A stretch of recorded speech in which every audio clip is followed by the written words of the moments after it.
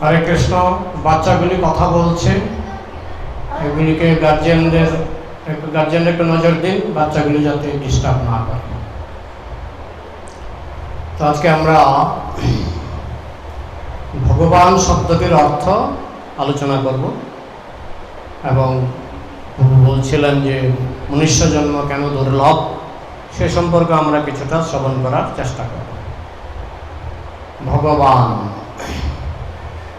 আমরা বলি ধনবান। ধনবান মানে কি? ধনবান মানে কি বলুন, জানেন ধনবান মানে কি? কি যা টাকা পয়সা নাই নাকি? ধনবান মানে কি? বাবা কিছুই জানে না দেখি। ধনবান মানে যার ধন আছে, যার টাকা আছে, জমি আছে, জায়গা আছে, সোনা গয়না আছে, তাকে বলে ধনবান। জ্ঞানবান মানে কি? জ্ঞানবান মানে যার জ্ঞান আছে, যার জ্ঞান আছে তাকে বলে জ্ঞানবান। যার ধন আছে তাকে বলে ধনবান। যার রূপ আছে তাকে কি বলে? রূপবান। তাই তো? তাহলে ভগবান, আমরা যখন বলছি ভগবান, ভগবান মানে কি? যার ভগ আছে, যার ভগ আছে তাকে বলে ভগবান। এখন ভগ অনেকেই জানে না যে ভগ জিনিসটা কি। 6 রকমের ভগ আছে। ভগ কয় রকমের? 6 রকমের। 6 রকমের ভগ। ঐশ্বর্যস্য সমগ্রস্য বীর্যস্য যশস্য শ্রিয় জ্ঞান বৈরাগ্যশ্চৈব সন্নং ভগ ইতিঙ্গনা। বলছে 6 রকমের ভগ। যার ধন আছে তাকে বলে ধনবান, যার জ্ঞান আছে তাকে বলে জ্ঞানবান, যার রূপ আছে তাকে বলে রূপবান, আর যার ভগ আছে তাকে বলে ভগবান। তো ভগ কয় রকমের? 6 রকমের। ঐশ্বর্যস্য 1 নম্বর ভগ।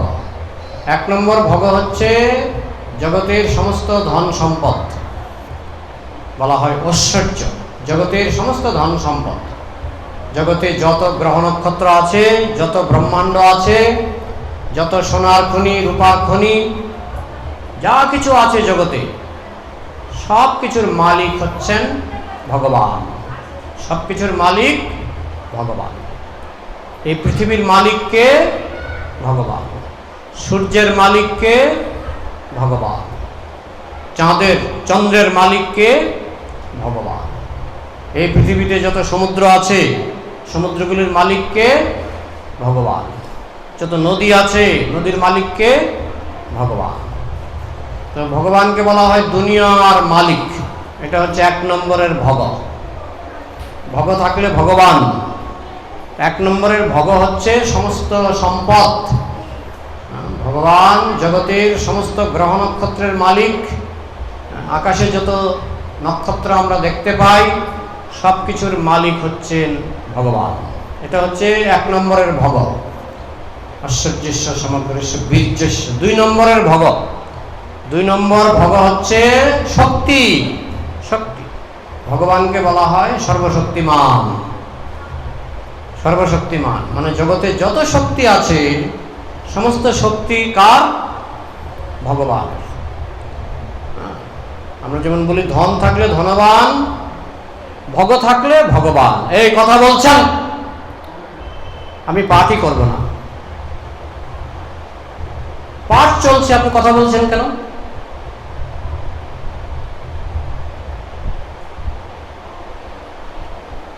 কৃষ্ণ কথা যখন হয় তখন কথা বলতে নাই, মনোযোগ দিয়ে শুনবেন। তাহলে যার ভগ, আমি প্রশ্ন করব, পাঠের শেষে প্রশ্ন করব, দেখবো কে মনোযোগ দিয়ে শুনেছে আর কে ফাঁকি মারছে।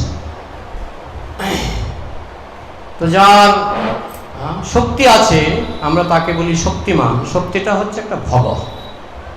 তাহলে ভগবানের শক্তি আছে, সর্বশক্তিমান।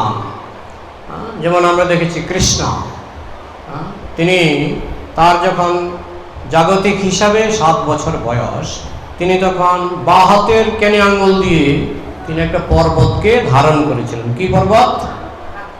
গোবর্ধন পর্বত। বা হাতের কেনে আঙ্গুল দিয়ে 7 দিন 7 রাত্র ধরে তিনি সেই পাহাড়টাকে ধরে রেখেছিলেন। তাহলে এটা কি? শক্তি। শক্তি এটা একটা ভগ, শক্তিটা হচ্ছে ভগ। তিনি যখন কুলের শিশু, তখন পুতনা রাক্ষসী এসেছিলেন তাকে হত্যা করার জন্য। স্তনে বিষ মেখে, কালকুট বিষ মেখে কৃষ্ণকে হত্যা করার জন্য এসেছিলেন। কৃষ্ণ তখন কুলের শিশু। তো কৃষ্ণ তিনি পুতনা রাক্ষসীকে বধ করেছিলেন না পুতনা রাক্ষসী কৃষ্ণকে বধ করেছিলেন? কে কাকে বধ করেছিলেন? কৃষ্ণ পুতনা রাক্ষসীকে বধ করেছিলেন, যদিও তিনি কোলের শিশু। তার মানে কি? সর্বশক্তিমান। এবং 1 নম্বর ভগটা কি না, তিনি সমস্ত ঐশ্বর্যের মালিক, জগতের সমস্ত সম্পদের মালিক। কৃষ্ণ যখন পৃথিবীতে লীলা করছিলেন আজ থেকে 5000 বছর আগে, তখন কৃষ্ণ দ্বারকাতে তিনি 16,108টি রাজপ্রাসাদ নির্মাণ করেছিলেন। প্রত্যেকটি রাজপ্রাসাদ মণিমুক্তায় খচিত ছিল। মণিমুক্তা দিয়ে রাজপ্রাসাদ নির্মাণ করেছিলেন। এবং ওই সমস্ত রাজপ্রাসাদের সিঁড়িগুলি ছিল হাতির দাঁতের দ্বারা নির্মিত। তো আজকাল এরকম কয়টা রাজপ্রাসাদ পাওয়া যায়? মণিমুক্তা দিয়ে রাজপ্রাসাদ তৈরি হয়েছে, তাও আবার 16,108টা। ভগবান শ্রীকৃষ্ণ এই পৃথিবীতে 16,108টি বিবাহ করেছিলেন এবং প্রত্যেক রানীর জন্য একটি করে রাজপ্রাসাদ। বুঝতে পারলেন? তাহলে তিনি হচ্ছেন সবচেয়ে ধনবান আর তিনি সবচেয়ে শক্তিমান, সর্বশক্তিমান। ভগবানকে বলা হয় সর্বশক্তিমান। তাহলে ওই যে শক্তি, এটা একটা ভগ। ঐশ্বর্যস্য সমগ্রস্য বীর্যস্য যশস। যশ মানে সুনাম, সর্বত্রই ভগবানের সুনাম, তাই না? আপনি যদি স্বর্গেও যান সেখানেও কৃষ্ণের সুনাম। আপনি যেখানেই যাবেন সর্বত্রই সর্বত্রই ভগবানের সুনাম। এটা হচ্ছে 3 নম্বর ভগ, যশস্বী। যশস্বী মানে তিনি সবচেয়ে বেশি বিখ্যাত। যেখানেই যাবেন সেখানেই ভগবান খুব বিখ্যাত। ডিকশনারির মধ্যেও কৃষ্ণের নাম পাওয়া যায়, পাওয়া যায় না? যে কোনো ডিকশনারি খুলবেন দেখবেন কৃষ্ণ শব্দটা আছে। তো এইভাবে কৃষ্ণ হচ্ছেন সবচেয়ে বেশি বিখ্যাত। এটা হলো 3 নম্বর ভগ। ঐশ্বর্যস্য সমগ্রস্য বীর্যস্য যশস শ্রিয়।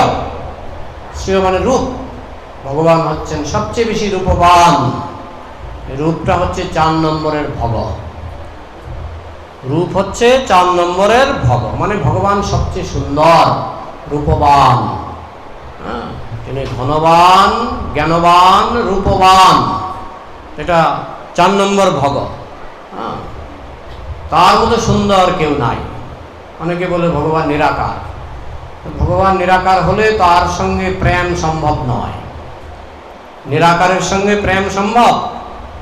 ভগবানকে বলা হয় প্রেম পুরুষোত্তম, তিনি প্রেমের সাগর। তাই তিনি সবচেয়ে সুন্দর, রূপবান। তার মধ্যে কোনো কিছুর অভাব নেই, তিনি তো পূর্ণ। হুম পূর্ণমদঃ পূর্ণমিদম পূর্ণাৎ পূর্ণমুদচ্যতে পূর্ণস্য পূর্ণমাদায় পূর্ণমেবাবশিষ্যতে। ভগবান হচ্ছেন পূর্ণ, তাই তার কোনো কিছুর অভাব নাই, কোনো কিছুর অভাব নাই। রূপের অভাব নাই, জ্ঞানের অভাব নাই, বুদ্ধির অভাব নাই, কোনো কিছুর অভাব নাই। অভাব থাকলে তিনি হবেন অপূর্ণ। যখন কেউ বলে ভগবান নিরাকার, তার মানে ভগবান অপূর্ণ। রূপের অভাব, অভাব অনটন মানেই অপূর্ণ।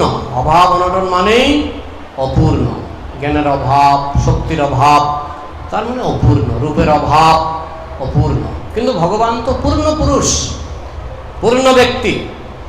তাই তার কোনো কিছুর অভাব নেই, তার রূপেরও অভাব নেই। তিনি রূপের সাগর।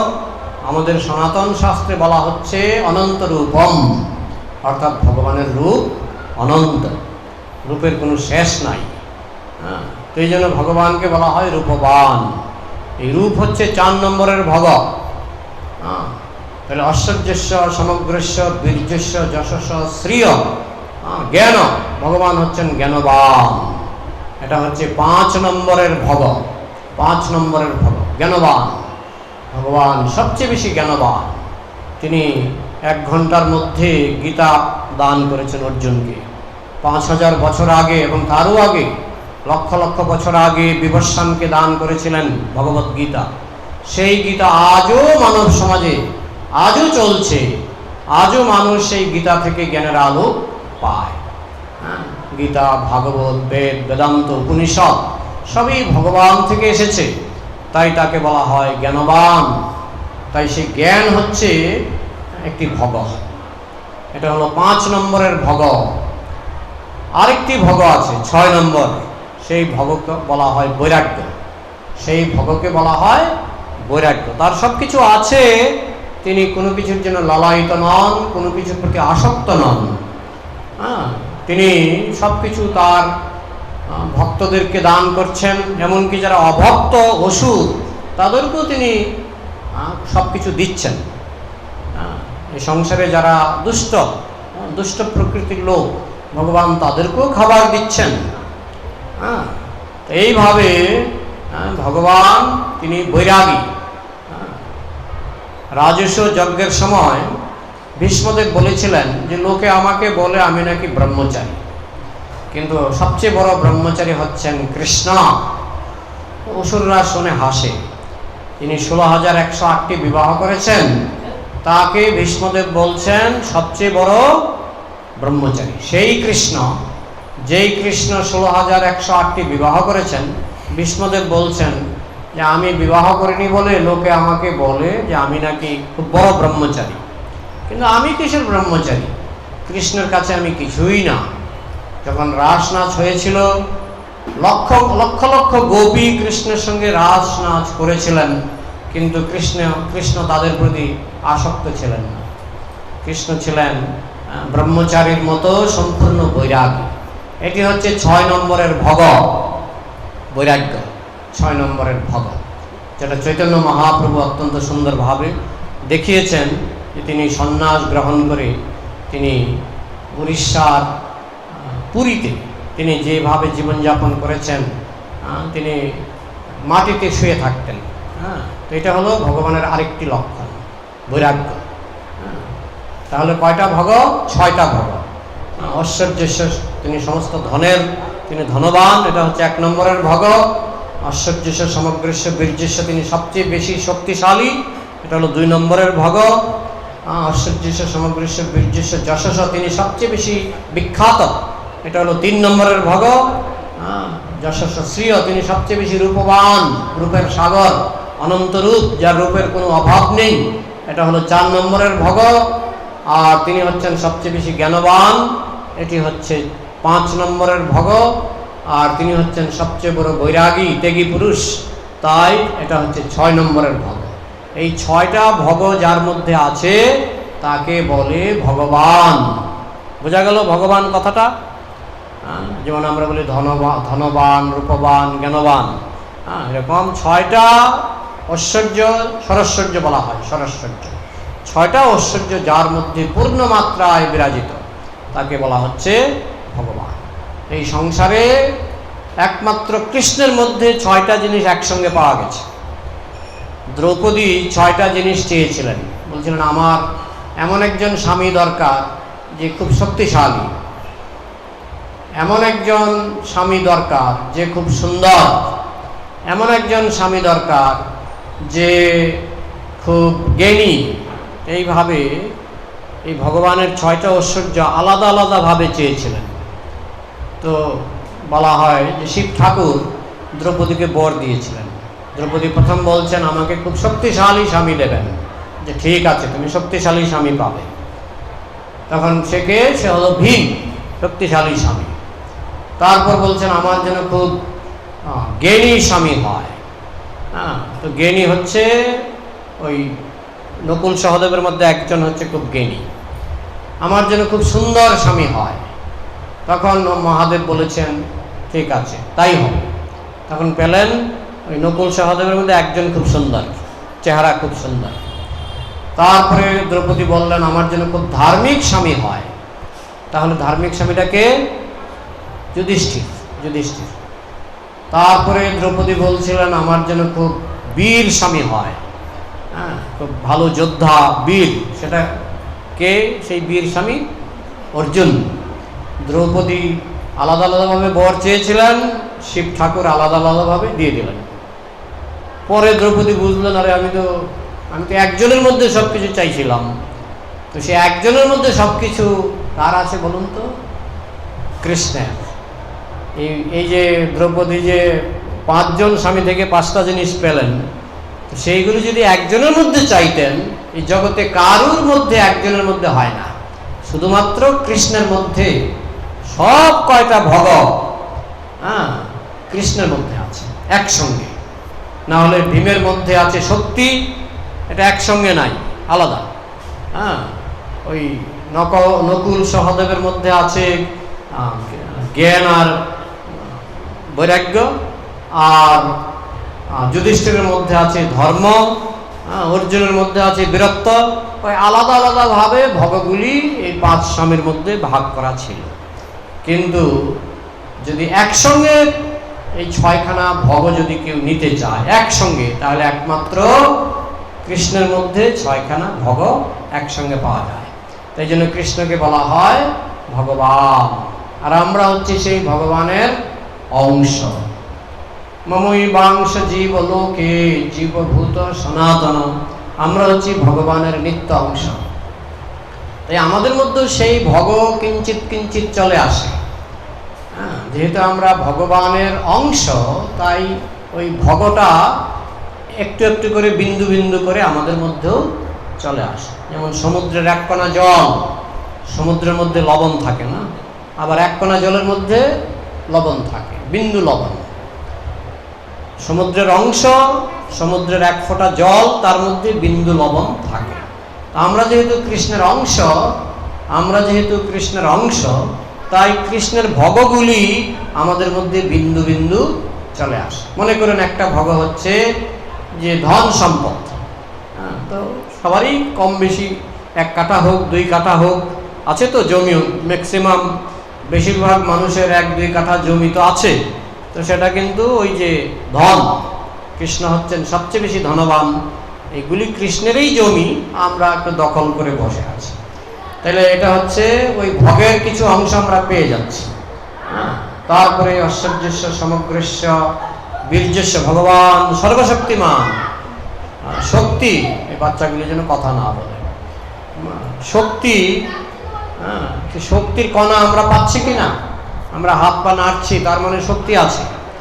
হাতটা যদি প্যারালাইজড হয়ে যায়, হাতখানা যদি প্যারালাইজড হয়ে যায়, আমরা কি হাত নাড়তে পারবো? তাহলে এই শক্তিটা, এটা ভগবানের একটা ভগ, তার অংশ আমরা পাচ্ছি। আমরা যে হাত নাড়ছি পা নাড়ছি, এটা ভগবানের শক্তিতেই আমরা একটু শক্তির কণা আমরা পাচ্ছি। মানে ভগের কণা আমাদের মধ্যেও আছে। ভগের কণা যার মধ্যে বেশি আছে, তাকে বলা হয় ভাগ্যবান। ওই ভগ থেকে ভাগ্য, ভগ থেকে ভাগ্য। ভগের অংশ, যে মানুষের মধ্যে ভগের অংশ বেশি আছে, যেমন ভীমের মধ্যে শক্তি অনেক বেশি ছিল, তাই ভীমকে ভাগ্যবান বলা যায়। হ্যাঁ, তো এইভাবে ঐশ্বর্যস্য সমগ্রস্য বীর্যস্য যশস্য, যশ মানে সুনাম। সুনাম, যেখানেই যাবেন লোকে আসবে, একটা অটোগ্রাফ বুঝেন তো, মানে অনেকে এগিয়ে যায়। মনে করুন অমিতাভ বচ্চন এখানে এলো, তো অনেকেই খাতা নিয়ে কলম নিয়ে যায়, অটোগ্রাফ দিন। কেন না? আপনি খুব বিখ্যাত। তাহলে বিখ্যাতটা ভগ, কার অংশ? মানুষ যেহেতু কৃষ্ণের অংশ, তাই কৃষ্ণের ভগের কণা মানুষের মধ্যে কম বেশি চলে আসে। যার মধ্যে বেশি আসে তাকে বলা হয় ভাগ্যবান। তাহলে যশস্ব শ্রীয়, সুন্দর, কোন সুন্দর মানুষ যদি আসে, বিশ্ব সুন্দরী বা কোনো সুন্দর ব্যক্তি যদি কোথাও আসে, লোকে তাকিয়ে থাকে, এটাও ভগের অংশ। অর্থাৎ কৃষ্ণ সবচেয়ে সুন্দর। কৃষ্ণ যেদিক দিয়ে হাঁটতেন, যেদিকে যেতেন, লক্ষ লক্ষ মানুষ কৃষ্ণের দিকে তাকিয়ে থাকতো। কারণ কৃষ্ণ এত সুন্দর যে এমনকি অনেকে অজ্ঞান হয়ে যেত। কৃষ্ণের রূপ দেখে অনেকে অজ্ঞান হয়ে পড়ে যেত। তো মানুষের মধ্যে যদি দেখা যায় যে কোনো মানুষ দেখতে খুব সুন্দর, বুঝতে হবে সেই মানুষের মধ্যে ভোগের অংশ চলে এসছে। তাই তাকে বলা হয় ভাগ্যবান। যশস শ্রেয় জ্ঞান। কোনো মানুষ যদি একটু জ্ঞানী হয়, পণ্ডিত হয়, তো বুঝতে হবে ভগবানের ভোগের অংশ তার মধ্যে প্রকাশিত হয়েছে। আর বৈরাগী, কোনো মানুষ যদি একটু বৈরাগী হয়, ত্যাগী পুরুষ হয়, লোকে তাকে শ্রদ্ধা করে। যেমন যে কোনো জায়গায় সন্ন্যাসীরা গেলে লোকে তার চরণ ছুঁয়ে প্রণাম করে। কেন? কারণ তিনি বৈরাগী। লোকে বৈরাগীকে শ্রদ্ধা করে। সেটাও কৃষ্ণের একটা ভোগ।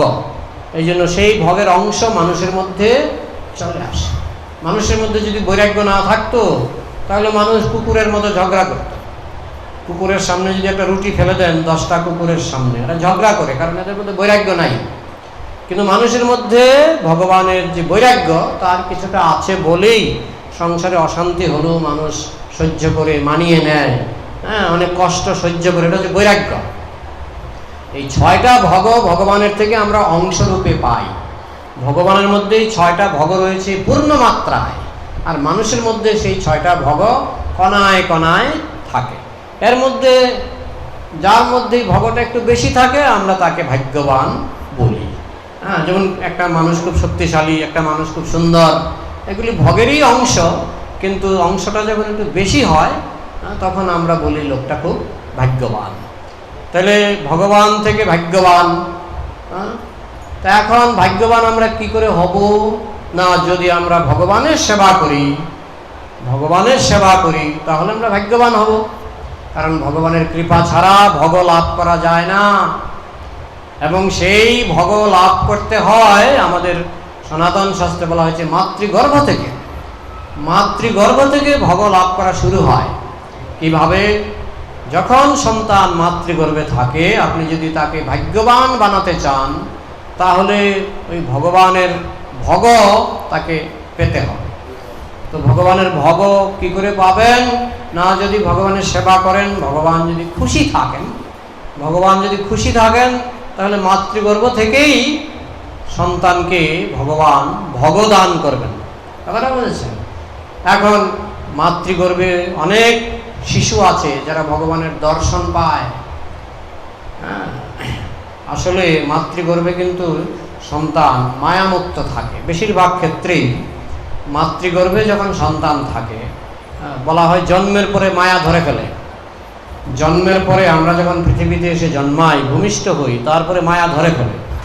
কিন্তু আমরা যতক্ষণ মাতৃগর্ভে থাকি, 10 মাস 10 দিন বলা হয়, ততদিন কিন্তু মায়া ধরতে পারে না, মায়ামুক্ত। কারণ ভগবানের কৃপায় ওই 10 মাস 10 দিন যে সময়টা সন্তান সব বুঝতে পারে। সে তখন ভগবানের কাছে প্রার্থনা নিবেদন করে, হে ভগবান, কৃপা করে আমাকে উদ্ধার করো। আমি তো জন্ম জন্মান্তর ধরে অনেক পাপ করেছি, আমাকে এবার যদি আমাকে আরেকবার সুযোগ দাও, আমি মানুষ হয়ে জন্মগ্রহণ করব, এবং যদি সুযোগ দাও তোমার ভজনা করব, তোমার আইন মেনে চলব, তোমার নির্দেশ মতো জীবনযাপন করব। এইভাবে সে ভগবানের কাছে প্রার্থনা করে। এই জন্য যখন মাতৃগর্ভে সন্তান থাকে, তখন নিয়ম হলো ভগবানের সেবা পূজা করা, মন্দিরে আসা, ভগবানের দর্শন করা। মা যদি ভগবানের দর্শন করে, ভগবানের পূজা আরাধনা যতদূর সম্ভব যদি করতে পারে, সেই প্রভাবটা সন্তানের উপর গিয়ে পড়ে। সুপ্রভাবও পড়ে, কুপ্রভাবও পড়ে। মা যদি সারাদিন টেলিভিশন নিয়ে বসে থাকে, হিন্দি সিরিয়াল দেখে, ওই সন্তানটা হবে একটা বদ সন্তান। জন্মের পরে দেখা যাবে তার ওইসবই মনোযোগ বেশি। আবার মা যদি একটু হরিকথা শোনে, কৃষ্ণ কথা শোনে, হরি কীর্তন হরিনাম শোনে, ওই সন্তান গর্ভে থেকে সেগুলি শুনতে পায়, বুঝতেও পারে। তখন ওই হরিনামের প্রভাবে সন্তানের সংস্কার খুব ভালো হয়। হরিকথা, মাতৃগর্ভে সন্তান আপনি যতটুকু বুঝতে পারেন তার থেকে বেশি বুঝতে পারে মাতৃগর্ভের সন্তান, কারণ সে তখন মায়ামুক্ত থাকে। তার প্রমাণ এবং দৃষ্টান্ত হচ্ছেন প্রহ্লাদ মহারাজ যখন মাতৃগর্ভে ছিলেন, প্রহ্লাদ মহারাজের মায়ের নাম ছিল কয়াদু। তিনি যখন মাতৃগর্ভে ছিলেন, তখন নারদ মুনি প্রতিদিন ভাগবত পাঠ করতেন। আর প্রহ্লাদ মহারাজের মা, তিনি তখন গর্ভবতী, তিনি তখন খুব মনোযোগ দিয়ে নারদ মুনির পাঠ শ্রবণ করতেন।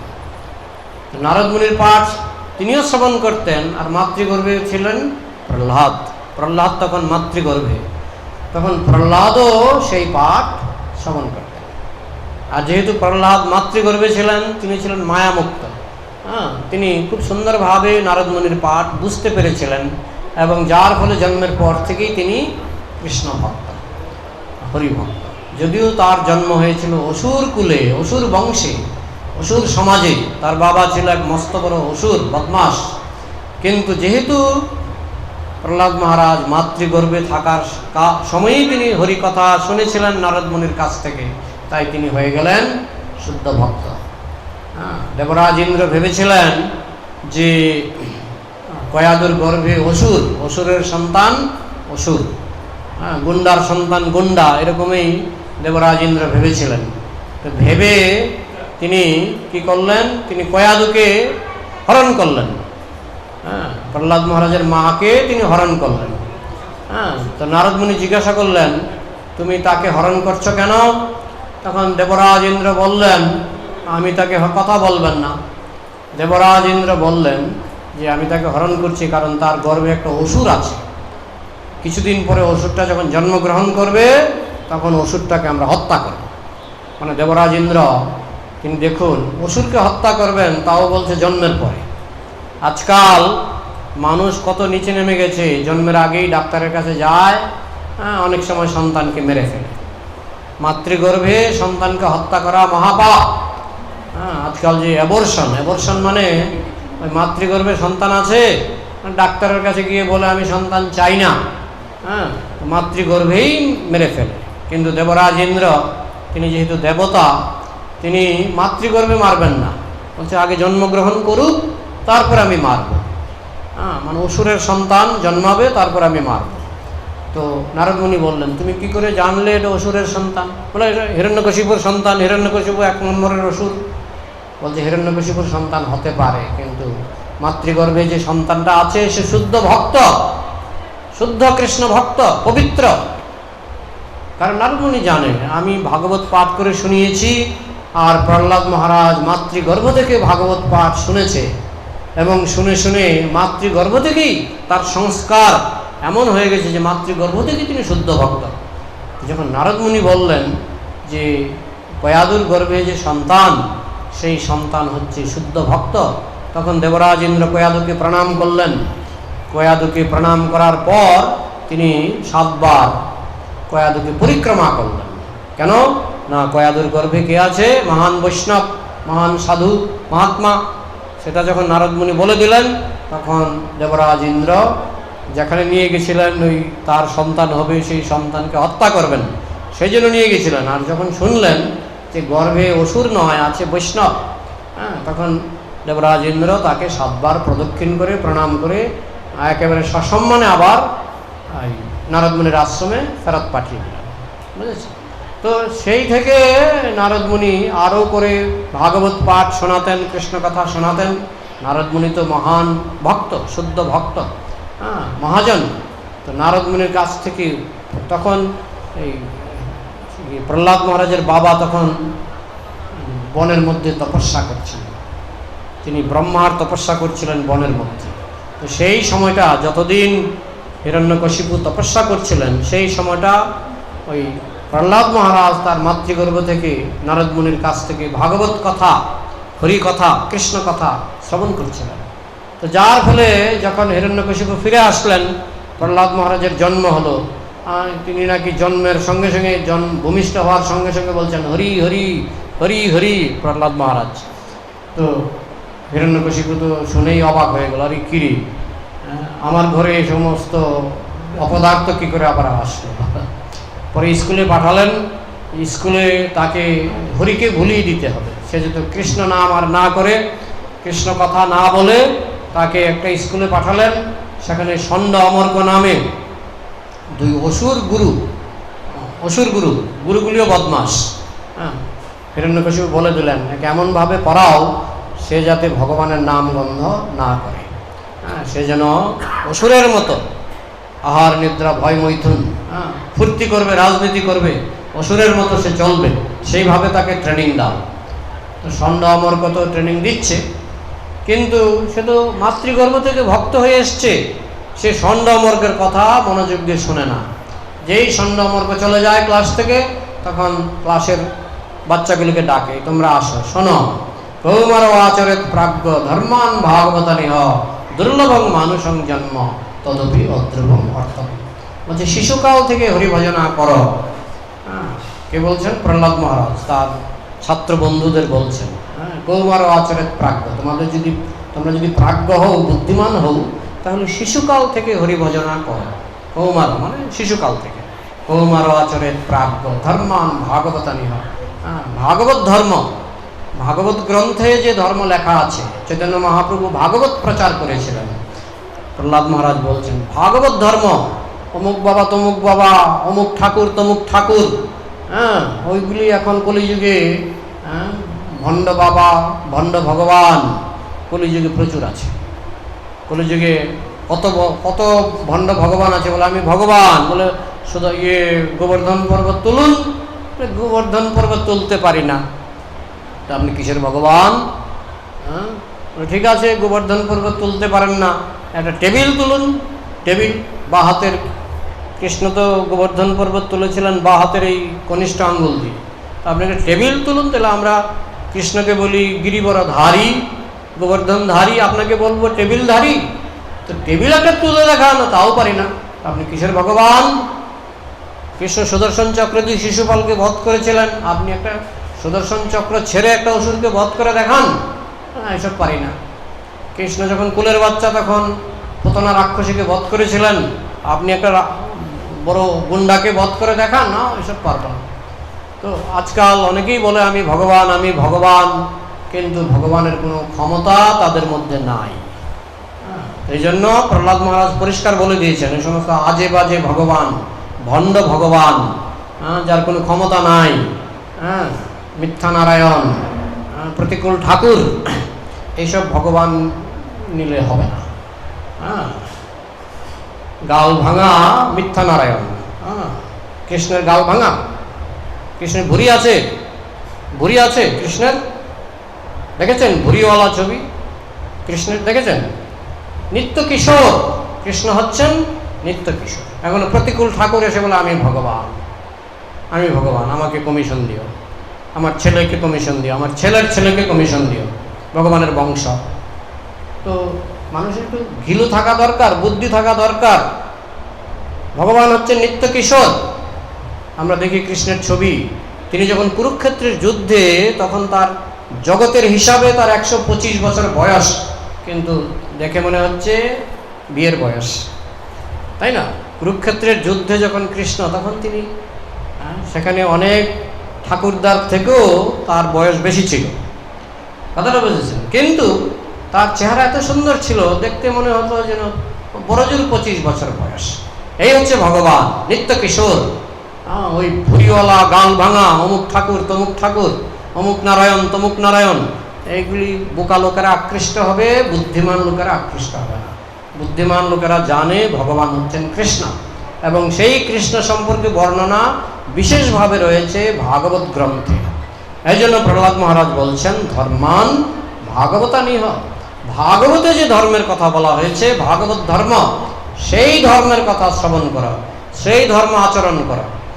ওই কলিযুগের যে কাল্পনিক ধর্ম, পৃথিবীতে যাহা কিছু ধর্ম নামে চলে, ভাগবত কহে তাহা পরিপূর্ণ চলে।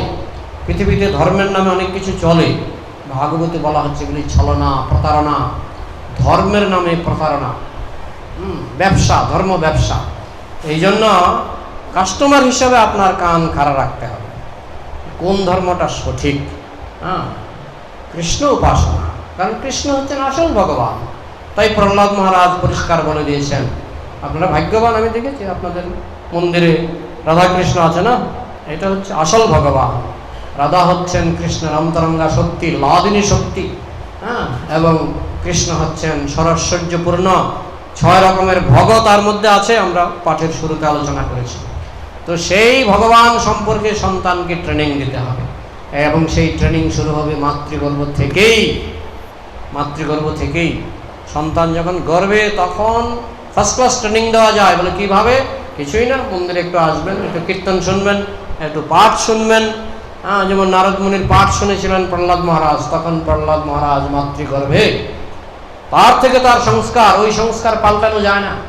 জন্মের পরে প্রহ্লাদ মহারাজ সৎসঙ্গ পাননি, প্রহ্লাদ মহারাজ পেয়েছিলেন অসৎসঙ্গ, কারণ সবগুলি অসুর। তার জন্মই হয়েছিল অসুর সমাজে, অসুর পরিবারে। তার বাবা ছিল সবচেয়ে বড় অসৎ, হিরণ্যকশিপু, অসুর। কিন্তু তার মধ্যেও তার মাতৃগর্ভের সংস্কার পাল্টায়। মাতৃগর্ভের সংস্কার সবচেয়ে বেশি শক্ত সংস্কার। তাই মায়ের কর্তব্য হচ্ছে, সংস্কার যদি দিতেই হয়, সবচেয়ে বেশি সংস্কারটা দিতে হবে মাতৃগর্ভে। অর্থাৎ সন্তান যতদিন গর্ভে আছে ততদিন হরিকথা শুনতে হবে, নিজে পড়তে হবে। ছিল প্রভুপাদের গ্রন্থ ভগবদ্গীতা যথাযথ আপনাদের ঘরে আছে, তারপর শ্রীমদ্ ভাগবত আছে, এগুলি নিজেও পড়তে হবে। আবার কেউ যদি পড়তে পারে সে পড়বে, আপনি শুনবেন। এইভাবে ওই সংস্কারটা সন্তানকে দিতে হবে। তারপরে ভগবানের কাছে প্রার্থনা করতে হবে, যে আমার গর্ভে যেন সুসন্তান, যেন শুদ্ধ ভক্ত নির্মল সন্তান আসে, অসুর দুষ্ট গুন্ডা বদমাইশ যেন না আসে। প্রার্থনা করতে হবে ভগবানের কাছে। তো ভগবান তাকে সেইভাবে ট্রেনিং দিয়েই পাঠাবে। আসলে কি অসুর কি ভক্ত, মূলত সকলেই ভক্ত। অসৎসঙ্গে অনেক সময় ভক্ত অভক্ত হয়ে যেতে পারে, নাহলে মূলত আমরা সকলেই কৃষ্ণের অংশ। কৃষ্ণ যেমন পবিত্র, তার অংশও পবিত্র, কিন্তু মায়ার প্রভাবে কলুষিত হয়ে যায়। বিশুদ্ধ জল যেমন ড্রেনে গেলে আর বিশুদ্ধ থাকে, বিশুদ্ধ জল যখন ড্রেনে পড়ে যায় তখন কি আর বিশুদ্ধ থাকে? থাকে না। ঠিক তেমনি বিশুদ্ধ আত্মা যখন এই সত্য রজ তম গুণের প্রভাবে, মায়ার প্রভাবে যখন কলুষিত হয়, তখন বিশুদ্ধ আত্মার যে শুদ্ধতার জন্য ঢাকা পড়ে যায়। সেই জন্যই সংস্কার দরকার। মাতৃগর্ভে সন্তান থাকাকালেই একটু গীতা নিজে পড়বেন, বা কেউ পড়লে আপনি শুনবেন, একটু কীর্তন করবেন, একটু মন্দিরে যতদূর সম্ভব। কারণ ডাক্তারও বলে যে একটু হাত পা নাড়াচাড়া না করলে সন্তান, মানে একটা মায়ের পক্ষেও ভালো নয়, সন্তানের পক্ষেও ভালো নয়। সামান্য নাড়াচাড়া করতে হয়, সবসময় বসে থাকলেও হবে না। একটু একটু সাধ্যমতো একটু পূজা করলেন, সাধ্যমতো একটু আরতি শুনলেন, সাধ্যমতো একটু পাঠ শুনলেন, সাধ্যমতো একটু হরিনাম করলেন, সাধ্যমতো একটু গীতা পড়লেন, ভাগবত পড়লেন। তার প্রভাব মাতৃগর্ভে যে সন্তান আছে তার মধ্যে অঢেল পরিমাণে পড়বে, এবং সে যখন ভূমিষ্ঠ হবে, এবং তারপরেও ট্রেনিং চলবে। এমন নয় যে আমাদের দশবিধ সংস্কার, মাতৃগর্ভে তো সংস্কার আছেই, তারপরেও জন্মগ্রহণের পর থেকে আরও সংস্কার, তাকে ট্রেনিং দিতে হবে, যাতে সে সৎপথে থাকে। তাকে বোঝাতে হবে। 5 বছর বয়স পর্যন্ত তাকে মারা যাবে না, ধমক দেওয়া যাবে না। মনে রাখবেন এগুলি। সন্তানের 5 বছর বয়স পর্যন্ত সে যদি আপনার একটা টেলিভিশন ভেঙেও ফেলে, সে যদি আপনার একটা মোবাইল ভেঙেও ফেলে, 5 বছর বয়স পর্যন্ত তাকে ধমক দেওয়া যাবে না, তাকে চর দেওয়া যাবে না, ধমক দেওয়া যাবে না। কেন? বিনা কারণে না, কারণ আছে। কারণ হচ্ছে 5 বছর বয়সটা হচ্ছে প্রেম ভালোবাসার ভিত্তি স্থাপন। প্রেম ভালোবাসা ছাড়া সংসারে কেউ কারো কথা শুনে না। আপনার সন্তান আপনার কথা শুনবে যদি আপনার প্রতি প্রেম ভালোবাসা শ্রদ্ধা থাকে। তো সেইটা করতে 5 বছর লাগে। 5 বছর সময় লাগে সন্তান যেন বুঝতে পারে এই লোকটা আমার প্রিয়, এই লোকটা আমাকে ভালোবাসে, প্রাণ দিয়ে ভালোবাসে। এইটা বোঝানোর জন্য 5 বছর বয়স পর্যন্ত তাকে ধমক দেওয়া যাবে না, তাকে চর দেওয়া যাবে না, তাকে মারা যাবে না। কেন? কারণ ওই সময় মারলেও সে কিছু বুঝবে না। কেন মারলো মনে মনে ভাববে। ওই 5 বছর বয়স পর্যন্ত যে একটা মোবাইল ভেঙে গেছে এই জন্য আমাকে এত মারলো, ওই জন্য 5 বছর বয়স পর্যন্ত মারতে নাই, ধমকও দিতে নাই। কারণ ওই সময় পর্যন্ত সে কিছুই বুঝে না। অবুঝকে মেরে কোনো লাভ নেই। যেমন একটা অবুঝ পশু, তাকে যদি আপনি পিটিয়ে পিটিয়ে, যেমন আমরা একটা গল্প শুনেছি যে নিউটন অনেক বই লিখেছিল। তো নিউটনের একটা কুকুর ছিল, কুকুরটার নাম ছিল ডায়মন্ড। তো একদিন তখন তো আর কারেন্ট ছিল না, ওই মোমবাতি জ্বালিয়ে বই লিখছিলেন। বই লিখে তিনি একটু বাথরুমে না কোথায় গিয়েছেন, তার ডায়মন্ড কুকুরটা এসে বইয়ের মধ্যে লাফ দিল। তখন মোমবাতি পড়ে সবগুলি বই পুরে ছাই হয়ে গেল। তো নিউটন এসে দেখলেন এই কুকুরটার কাজ, কুকুরটা লাফ দিয়ে এই বইগুলি মোমবাতির আগুনে পুড়িয়ে ফেলল। তো উনি ইচ্ছা করলে কুকুরটাকে মারতে পারতেন, কিন্তু উনি ভেবে দেখলেন কুকুরটা তো বুঝেই না এই বইগুলির কি মূল্য, কুকুরটাকে বুঝে তাকে মেরে তো কোনো লাভ হবে না। তাই তিনি শুধু তার কুকুরটাকে বললেন, ডায়মন্ড তুমি কি করেছো তুমি জানো না, তুমি আমার মহাসম্পত্তি নষ্ট করে দিয়েছো। ঠিক তেমনি পিতামাতা শিশুকে মারে না, মানে 5 বছর বয়স পর্যন্ত মারধরের কোনো প্রশ্নই নাই, এমনকি ধমক দেওয়া যাবে না 5 বছর বয়স পর্যন্ত, কারণ ওই সময় সে অবুঝ, তাকে মারলেও সে বুঝবে না, ধমক দিলেও সে বুঝবে না। আর ওই সময় ভালোবাসার ভিত্তি স্থাপিত হয়, ফাউন্ডেশন, যে এই লোকটা আমাকে ভালোবাসে, তাই তাকে শ্রদ্ধা করা আমার উচিত, এই বোধটা জাগাতে 5 বছর সময় লাগে। তাই আমাদের শাস্ত্রে বলা হয়েছে 5 বছর বয়স পর্যন্ত লালয়েত পঞ্চবর্ষানি, 5 বছর বয়স পর্যন্ত তাকে শুধু আদর করতে হবে। দশবর্ষানি তারয়েত, 5 বছর বয়সের পর থেকে 5 থেকে 16 বছর বয়স পর্যন্ত তাকে বোঝাতে হবে। মাঝে মাঝে একটু ধমক দেওয়া, হালকা ধমক দেওয়া যেতে পারে, কিন্তু যেহেতু ভালোবাসার ভিত্তিটা স্থাপিত হয়ে গেছে 5 বছরের মধ্যে, তখন সামান্য ধমক দিলেই তার মনে লাগবে। কারণ ওই 5 বছরের আগে যদি মারপিট শুরু করেন না, আপনাকে ধমক দিলেও কাঁচা কলা দেখাবে। অনেক আমরা বলি ছেলেগুলি হয়ে যায়, কি হয়ে যায়, মানে বাবা পিটালেও আর কিছু করতে পারবে। অনেক পিটায় নাকি, মানে জ্যাকে সেই কুকুরের লেজ যেমন সোজা হয় না, যদি ওই শিশুকাল থেকে মার খায় না, আমরা বলি বাচ্চাগুলি কি হয়ে যায় যেন, একটা শব্দ আছে, ক্যাচড়া হয়ে যায় না কি হয়ে যায়। ওই জন্য ওই 5 বছর বয়স পর্যন্ত ওকে থ্যাতলা বানাবেন না। 5 বছর বয়স পরে সে যদি অন্যায় করে বুঝাতে হবে, বুঝালেও যদি না বুঝে হালকা ধমক দেওয়া যেতে পারে, কিন্তু থ্যাতলা বানাবেন না। যখন তার মনে আপনার প্রতি, পিতামাতার প্রতি শ্রদ্ধা জাগবে, অল্প কথাতেই কাজ হবে। যেমন দৃষ্টান্ত হচ্ছে শ্রীমদ্ ভক্তি সিদ্ধান্ত সরস্বতী ঠাকুর। শ্রীমদ্ ভক্তি সিদ্ধান্ত সরস্বতী ঠাকুরকে তার বাবা ভক্তিবিনোদ ঠাকুর ছিল, সচ্চিদানন্দ ভক্তিবিনোদ ঠাকুর মহাপুরুষ। তিনি তার সন্তানকে 5 বছর বয়স পর্যন্ত একটা ধমকও দেননি। 5 বছর বয়স পরে একদিন শ্রীমদ্ ভক্তি সিদ্ধান্ত সরস্বতী ঠাকুর দেখলেন বাড়ির একটা ঘরে কিছু আম আছে, তো একটা আম নিয়ে তিনি খেলেন।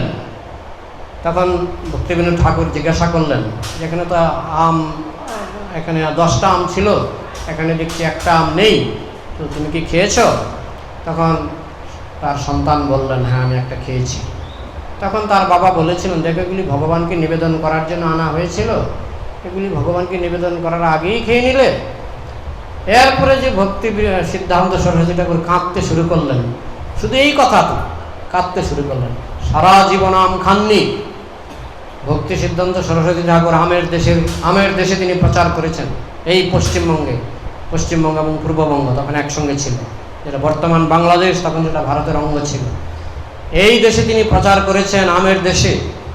তিনি মৃত্যু পর্যন্ত আম খাননি। তাকে কত লোক কতবার আম দান করেছে, তার 30,000 শিষ্য ছিল, কিন্তু তিনি আম খাননি। কেন? ওই বাবা যে বলেছে যে ভগবানকে নিবেদন না করেই খেয়ে নিলে, কথাটা তার মনের গভীরে আঘাত লেগেছিল। কেন? ওই 5 বছর বয়স পর্যন্ত আদর পেয়েছে, তো 5 বছর বয়স পর্যন্ত ধমক টমক মারধর কিছুই হয়নি, যার ফলে হালকা কথাটাই তার মনে এমনভাবে দাগ কেটেছিল যে মৃত্যুর আগে পর্যন্ত তিনি আম খাননি। এই জন্যই আমাদের শাস্ত্র মেনে যারা চলবে তারা সাফল্যমণ্ডিত হবে। শাস্ত্র মেনে যদি সন্তান, মানুষের একটা শাস্ত্র আছে, এইভাবে লালয়েত পঞ্চবর্ষানি, 10 বর্ষানি তারয়েত। শাসন করতে হলে হালকা শাসন, 5 বছর থেকে 16 বছর বয়স পর্যন্ত। 16 বছর হলে কি করবেন? প্রাপ্তেতু ষোড়শ বর্ষে পুত্রং মিত্রবত আচরে। 16 বছর বয়স হয়ে গেলে বাচ্চাকে বন্ধুর মতো, তখন আর ধমকা চলবে না, বোঝানো চলবে না, তবে বন্ধুরা বোঝাতে পারবেন, বন্ধুর মতো বোঝাতে হবে। কত বছর বয়স থেকে? 16 বছর বয়স থেকে। ওইভাবে যারা সন্তান মানুষ করার চেষ্টা করে তারা জীবনে সাফল্যমণ্ডিত হয়। আর এই কলিযুগে চারিদিকে অসৎসঙ্গ, মোবাইলের সঙ্গ, মোবাইল গেম ইত্যাদি ইত্যাদি, অসৎসঙ্গের অভাব নেই, কিন্তু যদি ভালো করে ট্রেনিং দেওয়া হয় সন্তান অসৎসঙ্গের দ্বারা প্রভাবিত হবে না। তো আমি প্রশ্ন উত্তরের জন্য কিছু সময় রাখি।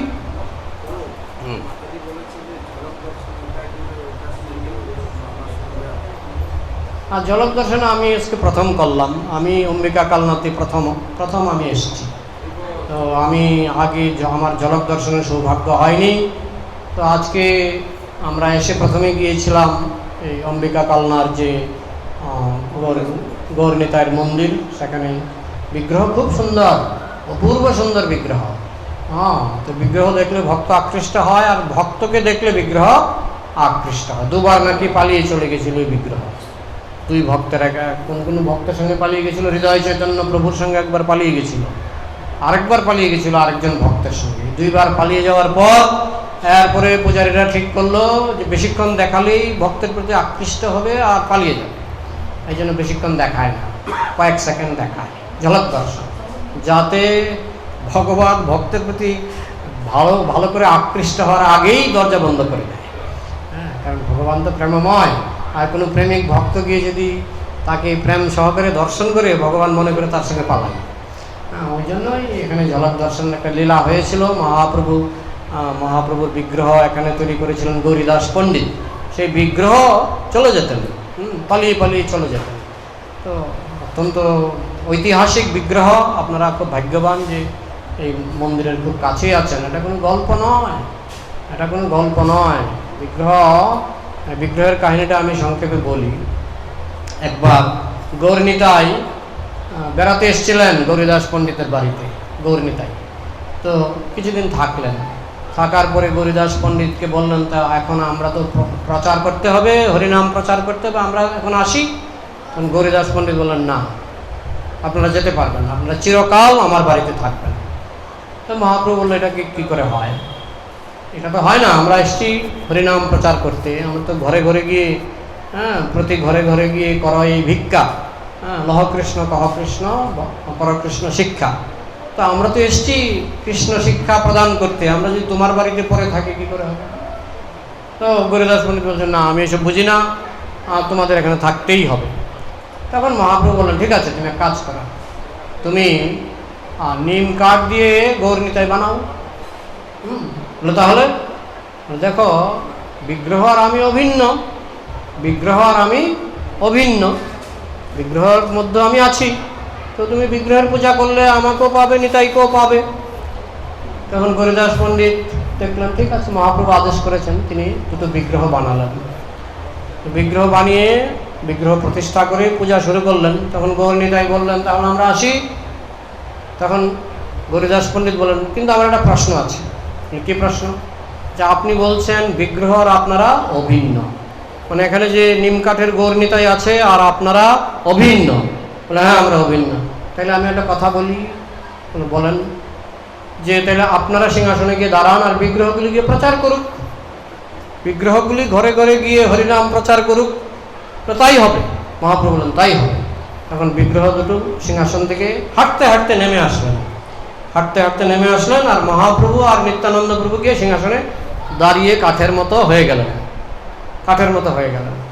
তখন দেখছেন বিগ্রহগুলি গৌরনীতাই হয়ে হেঁটে হেঁটে চলে যাচ্ছে, মানে যেগুলি ছিল নিম কাঠের বিগ্রহ সেগুলি হাঁটতে হাঁটতে চলে যাচ্ছে। তখন গৌরীদাস পণ্ডিত পেছনে পেছনে দৌড়াচ্ছেন, আপনারা চলে যাচ্ছেন। বলে, তুমি তো বললে যে, আমি তো বললাম বিগ্রহ আর আমি অভিন্ন, তো আমি তো দেখালাম। বলে, সেগুলি আবার কাঠ হয়ে গেছে। তাহলে সেগুলিকে বলো চলে আসতে, আমরা গিয়ে আবার সিংহাসনে দাঁড়াই।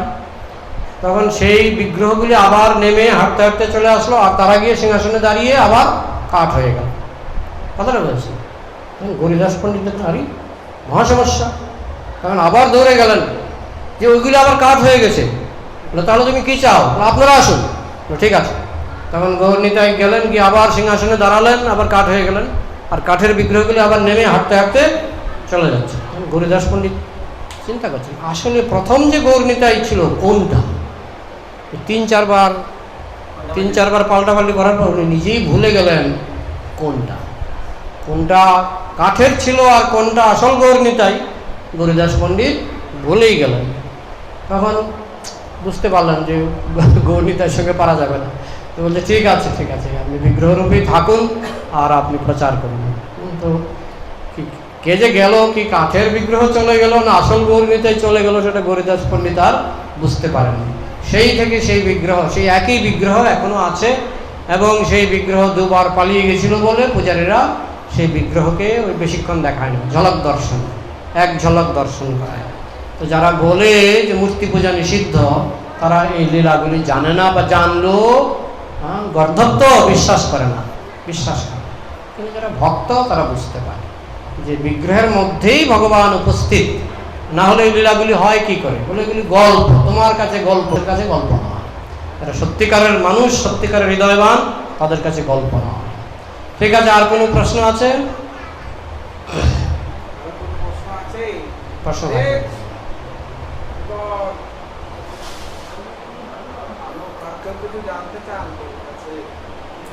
প্রশ্ন থাকলে বলুন।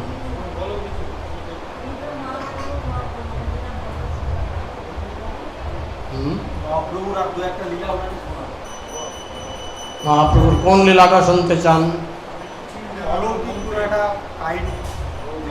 হ্যাঁ ঠিক আছে, মহাপ্রভুর আমঘাটার লীলাটা একটু বলি। আমঘাটা নাম শুনেছেন? আমঘাটা মায়াপুরের কাছে এখনো আছে, আমঘাটা রেল স্টেশন। আচ্ছা, আমঘাটা। তো একদিন মহাপ্রভু শীতকালে কীর্তন করতে করতে শ্রীবাস পণ্ডিত এবং সমস্ত ভক্তদের নিয়ে, মনোযোগ দিয়ে শুনুন, কীর্তন করতে করতে চলে গেলে না, তখন ওই জায়গাটার নাম আমঘাটা ছিল না। তো সেখানে কীর্তন করতে করতে চলে গেলেন। তো কীর্তন করতে করতে অনেক বেলা হয়ে গেল, সবারই সকালবেলায় জল খাবারের খিদে লেগে গেল, সবারই খিদে লেগে গেল। তো তখন মহাপ্রভু বলছে, নিশ্চয়ই তোমাদের খিদে লেগে গেছে? হ্যাঁ মহাপ্রভু ঠিক বলেছেন, আমাদের সবার খুব প্রচণ্ড খিদে লেগেছে। কি খাবে বলো? তো শ্রীবাস ঠাকুর তিনি কৌতুক করে একটু রসিকতা করে বললেন যে এখন তো শীতকাল, এখন তো আম টাম নাই। তো বলছে ঠিক আছে, আমরা সবাই আম খাবো। মহাপ্রভু বললেন, আম খাবে? এখন তো শীতকাল, যে না আমরা আম খাবো। তখন মহাপ্রভু বললেন, দেখো আশেপাশের বাড়িতে কোনো আমের আটি আছে কিনা, আমের আটি। তো পাশের বাড়িতে আগের দিনে মানুষ আমের আটিও রাখতো কিছু, কেননা ওগুলি পুড়িয়ে পুড়িয়ে আবার অনেকে খায়।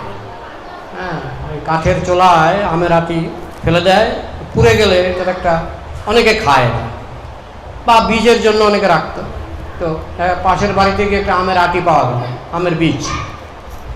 তখন সেটা এনে মহাপ্রভুর হাতে দিলেন। তখন মহাপ্রভু তার আঙুল দিয়ে একটা গর্ত করলেন, মাটির মধ্যে একটা গর্ত করলেন, গর্ত করে আমের বীজটাকে লাগালেন, লাগিয়ে একটু জল ছিটিয়ে দিলেন। 2 মিনিট পরে পুরুত করে একটা গাছ বেরিয়ে আসলো, আম গাছ, 2 মিনিটের মধ্যে। তারপরে 5 মিনিটের মধ্যে 5 ফুট হয়ে গেল গাছটা। 10 মিনিটের মধ্যে গাছটা 10 ফুট হয়ে গেল। আর তার মধ্যে 10-15 মিনিটের মধ্যে একেবারে পাতা টাতা ভরে এত বড় বড় আম, এক একটা আমের সাইজ 1 কেজি, সঙ্গে সঙ্গে পেকেও গেল, গাছ পাকা। তখন মহাপ্রভু বললেন, দেখো আম তো এখন গাছে অনেক ধরেছে, তোমরা পেরে পেরে খাও। তখন একজন ভক্ত লাফ দিয়ে আম গাছে উঠলেন। সেই থেকে সেই জায়গার নাম আমঘাটা। তো অনেক আম পারলেন, একটা আম খেয়েই, একটা আম খেয়েই ভক্তদের একেবারে আকণ্ঠ ভোজন হয়ে গেল, বুঝেছেন? তো সেই থেকে সেই জায়গার নাম হচ্ছে আমঘাটা। এবং মহাপ্রভু লীলার দ্বারা প্রমাণ করলেন যে তিনি সাধারণ মানুষ নন, তিনি হচ্ছেন স্বয়ং ভগবান। বুঝতে পারলেন? এটা হলো আমঘাটার লীলা। এরকম মহাপ্রভুর সুন্দর সুন্দর লীলা আছে, অনেক লীলা আছে। বলুন, এখন তো কয়টা বাজে? এখন আমাদের তো আবার মায়াপুর ফিরতে হবে। বাজে কয়টা? দেখুন মায়াপুর ফিরতে হবে। আমরা আবার ভোরবেলায় 3টার সময় উঠে মঙ্গল আরতি যাওয়ার চেষ্টা করি। ফিরতে যদি দেরি হয় অনেক সময় মঙ্গল আরতি যাওয়াটা কঠিন হয়ে যাবে, তাই না?